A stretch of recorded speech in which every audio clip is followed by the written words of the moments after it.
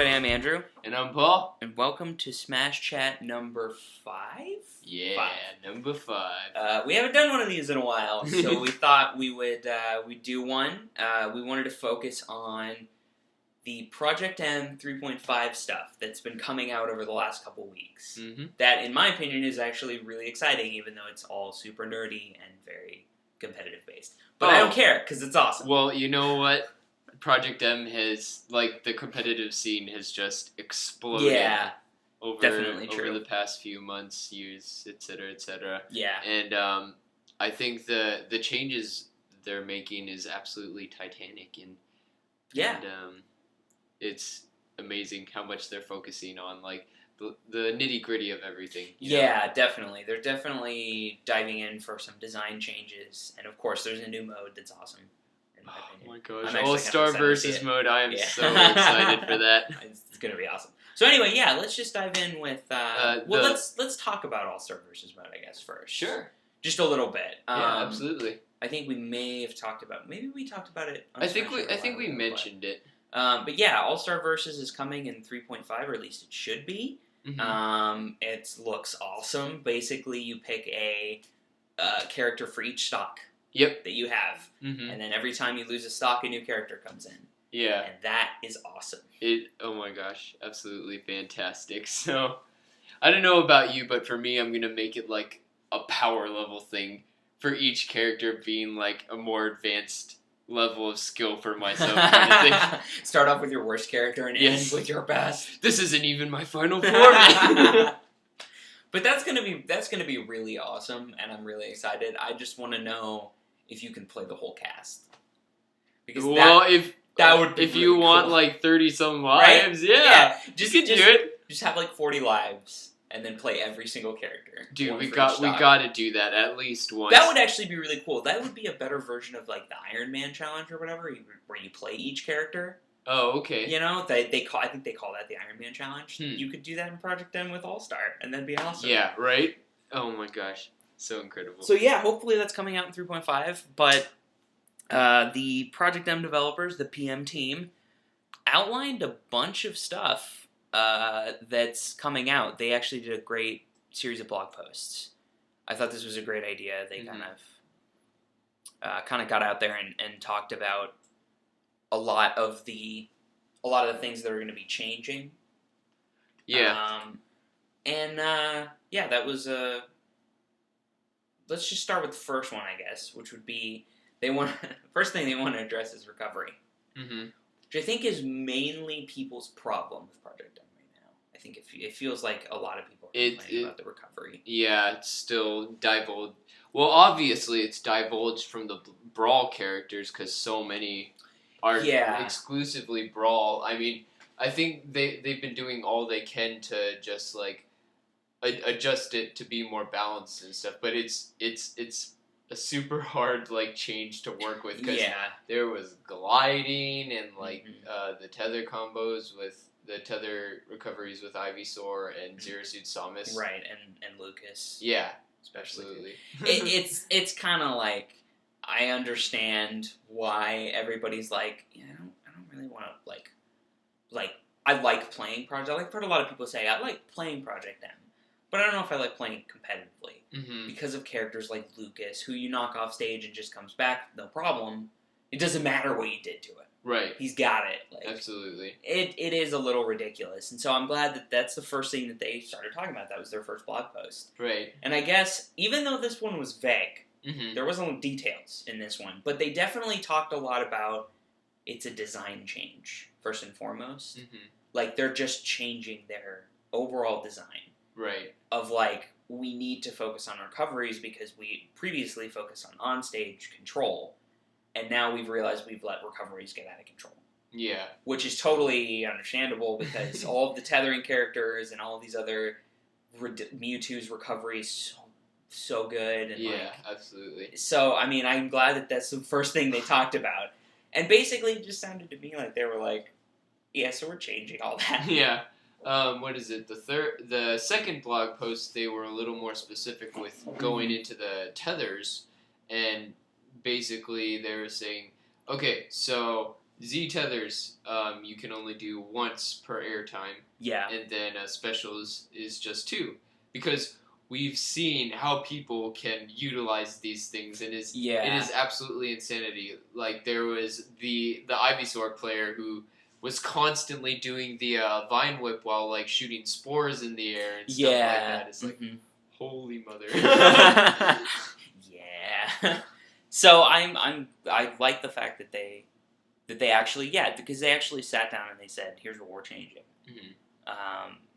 And yeah, 1 Z tether, unless you have a special one like Zero Suit Samus, then it's 2 apparently. Right. I also like the fact that to combat that, they kind of allow you to air dodge first and then do the tether, like it was in Melee more.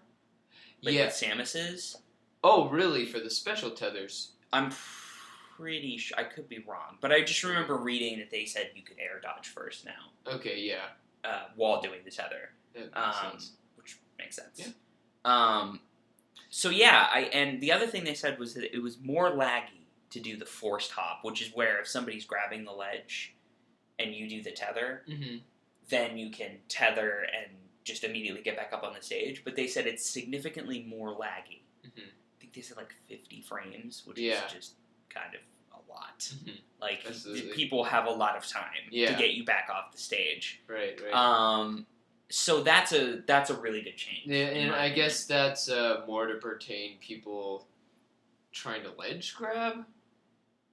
No. It actually, that's good for the ledge grabber, because... that's what I mean. Oh, yeah. Like, it like, matches their speed of getting up, or something. Yeah. So, I mean, I think that's a good change. I think it's a necessary one. You think...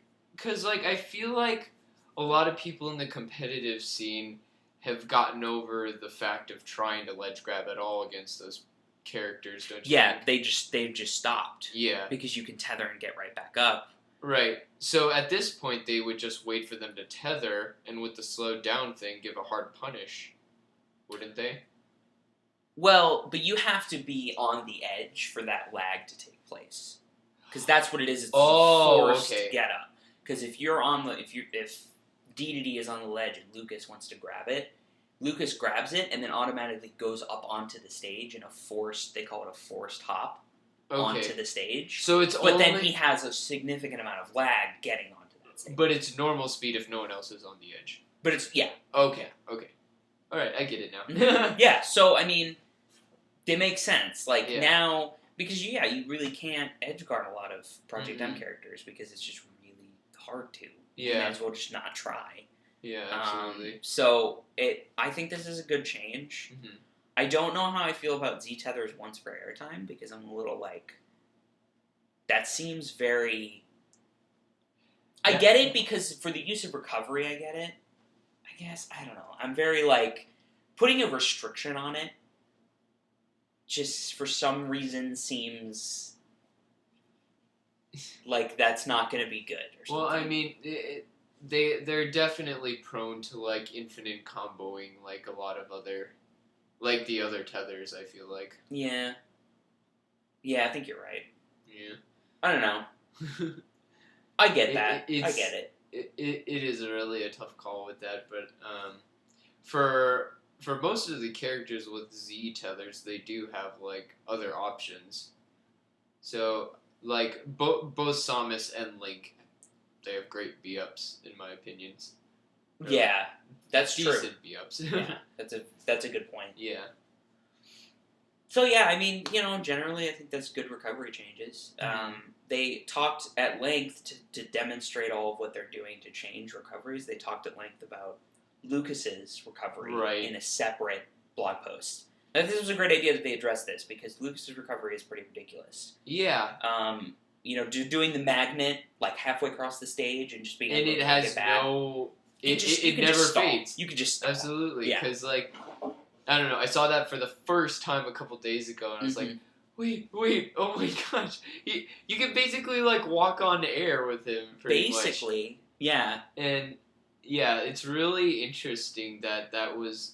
Well, I guess it's understandable that it's overlooked because they have so many things to deal with. But at the same time, there's a lot going on. Once you see it, it's like, oh my gosh, this is too ridiculous. Yeah. like anyone else with a minor recovery, like a B forward, Mario's cape or Marth's B forward thing. Like they said in the blog post, it loses its recovery power very quickly after one or two, pretty much. Yeah, so it really does, because it stops your momentum and really stalls you on the first one. Mm-hmm. But then after that, you're basically just moving slightly one way or the other because you've stopped your momentum completely. Yeah. And now you have to restart going the other way. But Lucas's is just basically free movement. Yeah. And free stalling. Right. I mean, it's very significant. Mm-hmm. So that's one of the things they said, is you lose your momentum now with Lucas after the first one, which makes a lot more sense. Absolutely. Because it's a lot more like Marth's. Right. And what was the other thing they said about Lucas's recovery? Oh, they're changing up they're kind of trying to make the PK Thunder a little bit better, so that you have a little bit more options. I know they said they were kind of buffing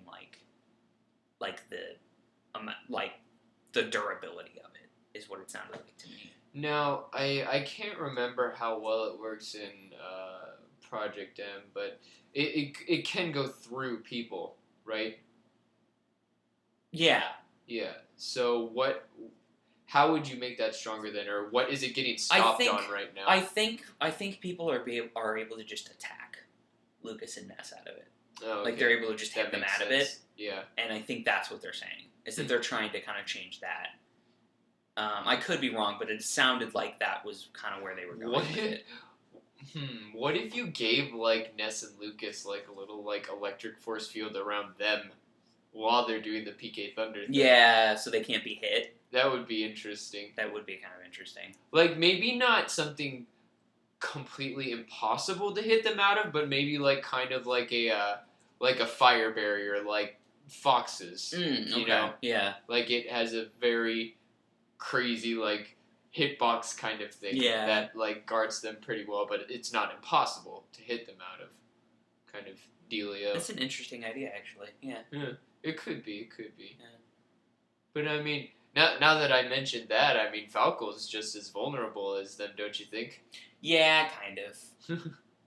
I mean, I don't know. I mean, it sounds like in PM right now, nobody's using the PK Thunder because of how bad it is. I see. So it sounds like they were like, all right, well, maybe we'll change it up. We'll buff that a little bit, and they're going to nerf everything else. Mm. They're nerfing his tether, they're nerfing the magnet, the stalling. So I think it makes sense. I guess it'll balance out. Yeah, I think that's what they're trying to do. Encouraging the BM. Yeah, trying to make it balance out. Okay, yeah, so. That makes sense. I guess the last blog post they did then is Debug Mode. Mm-hmm. Which is really exciting. I like this idea a lot. Debug Mode is crazy. It basically, in Melee, once people hacked Melee, they figured out that the developers left a tool in there that they used to actually develop the game, where it shows people's hitboxes and hurt boxes and character models. Right. And so what Project M team decided to do is take that to the next level and add a whole bunch of other stuff to that. So not only does it show hitboxes, hurt boxes, it shows when you spot dodge, it shows when you're invincible, it shows when you have armor, super armor. The edge guard range? The edge guard range, it shows like a box, and if your box is if it hits the ledge, then you grab the ledge. Right. If you overshoot it, then it shows you how you overshot it. That's genius. They also have, when you hit a character, that character goes from I think orange or yellow to red. Yeah. And that shows on their health. Depending on their health and their percentage. Yeah. So it'll show basically when you're stalled and can't attack. Yeah. Pretty much. Yeah, basically. Yeah. And that's it's very, very smart, and that's a practice tool. And I'm glad that they spent some time to figure it out. It sounded like one of the guys on the PM team really spent a lot of time doing that. He had to build it from scratch, which sounds crazy.